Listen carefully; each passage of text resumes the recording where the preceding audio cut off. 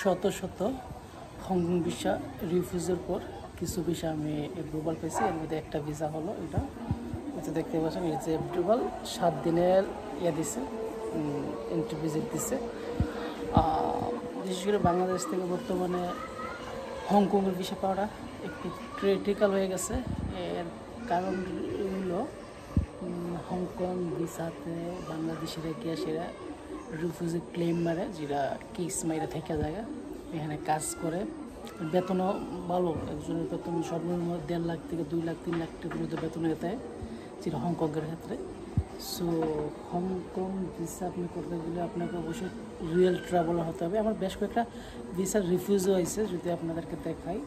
আমি সব কাগজপত্র ঠিকঠাক দেওয়ার পরও তারা আমাকে রিফিউজাল লেটার পাঠাইছে। এর কারণ হলো আপনার এই যে আমি দেখা যায় 25 তারিখে তারা আমাকে রিফিউজাল লেটার পাঠাইছে। এটা সব কাগজপত্র ইমিগ্রেশন থেকে।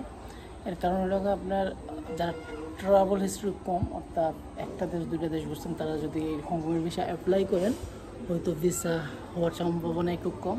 কমসে কম 4-5টা দেশ এবং অ্যাকাউন্টে 3 লাখ 4 লাখ টাকা লাজুম অবশ্যই রাখতে হবে, তাহলে হয়তো হংকংয়ের ভিসাটা আপনি ইজিলি পেতে পারেন।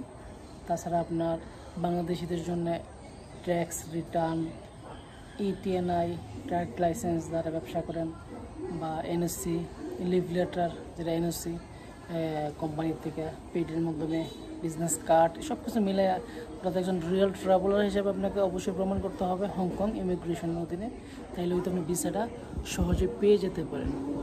সো যারা ভিসা পাচ্ছেন না তারা কাগজপত্রগুলো ভালোভাবে গুছিয়ে নিন, তারপরে ভিসাটা অ্যাপ্লাই করেন, সবচেয়ে বেটার, বিশেষ করে হংকংয়ের ক্ষেত্রে।